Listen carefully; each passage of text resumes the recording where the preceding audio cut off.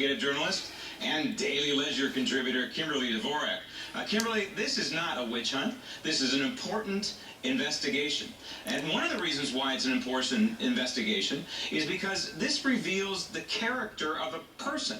And this person in particular, Hillary Clinton, happens to be running for president of the United States. So this is an extremely important investigation just from that angle alone. Yeah, well, we have to look at what she's doing. She's applying to be commander-in-chief, and with the email scandal that continues with the drip, drip, drip to be released, we're seeing that she has, at the very least, mishandled awful lot of top security emails.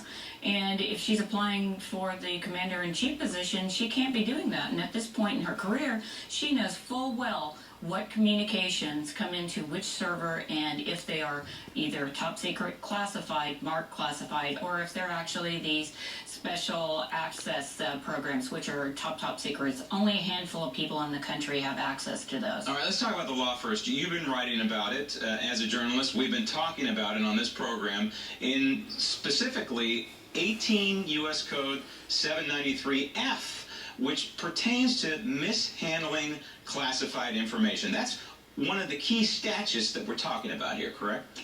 Yeah, absolutely. We do have law for this. We've had numerous people go to jail for this, and it's something that you don't even have to intentionally do. Even if you unintentionally forward this, you can be held accountable for, because again, this is national security. These are people that should know, and trust me, Hillary Clinton knows exactly, after her entire life in public service here, she knows exactly what's classified and what she can and can't do with those. Right, and the key thing here is intent. You don't have to have intent here. It can be solely from negligence, correct? Correct, yeah. And I think what we're looking at with the number of emails, the classified emails, they're kind of been retroactive, but 1,300 of them. And about 24 of them are these SAP emails, which are the top secret. And those emails are the ones that would cost this country millions of dollars to retool the methods and processes and sources that are used in a number of black ops operations that we have people embedded and moles embedded in the Middle East. Okay. So we know about the SAPs, and I want you to tell us a little bit more about what SAP stands for and what it means. But this is born of, partially anyway, an Inspector General report, and the Inspector General has found these SAPs along with apparently many other classified and top secret documents contained within Hillary Clinton's private email server.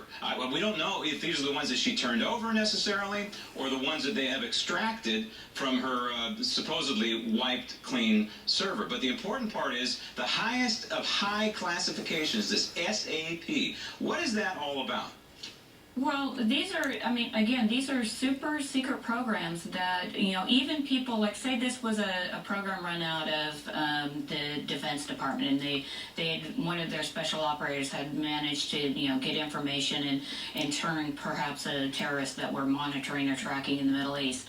Not the CIA wouldn't necessarily have information or even know who this person is or know what this is about, because, say, 10 to 12 people know this. So it's something where it's even compartmentalized within certain departments. So if, say, Ms. Clinton took some of this information, and there appears to be a lot of evidence out there that she actually instructed some of her staffers who don't have any kind of top secret security classification, they were actually stripping emails so they can send this out on the open server. And then again, when her email was hacked into off that private server, now those names, processes, what the black ops possibly were about, where they were, those things are all compromised. So this is why you've got people in the intelligence community completely up in arms about this, because this is a big no-no. This involves lives, involves millions of dollars, plus it can give our enemies information on high-tech equipment that we're possibly building with our defense contractors, and then they may be able to do something to counterbalance that. To be clear here, though, we don't know for sure sure if her server was ever hacked, do we? We do, yes we do. We do. We do have evidence of We that do. at this point? Yes, we do.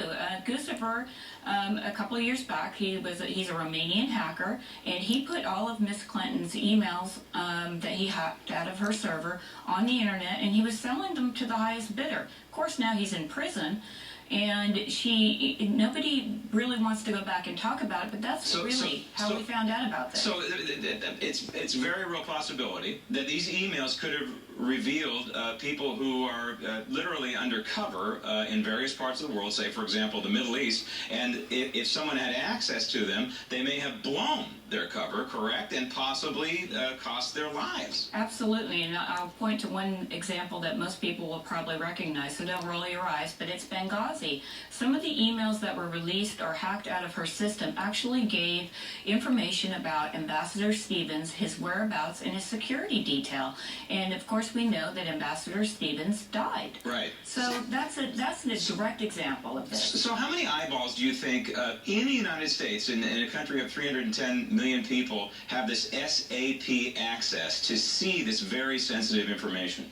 Well, you have it for a period of time. So Ms. Clinton had it while she was Secretary of State. She no longer has that as private citizen. So it's primarily for cabinet members and leaders of the intelligence community, national security advisor for the president, of course, the president of the United States. So it's literally a dozen, usually a dozen, maybe a little over a dozen people at one time have Okay, so can't we, if you're Secretary of State, shouldn't you assume that virtually everything you're looking at that's government material is in some way classified or secret information? Shouldn't she have worked off of that kind of thought process? Absolutely. In fact, the information that would be of that high of a secretive rating would come in on a different server, and once it would get sent out, if she tried to transfer that to her personal server, red flags would go up in the email that was transmitting and go, wait a minute, we don't read this, we don't know what this is. So absolutely, she knows about this, and I think that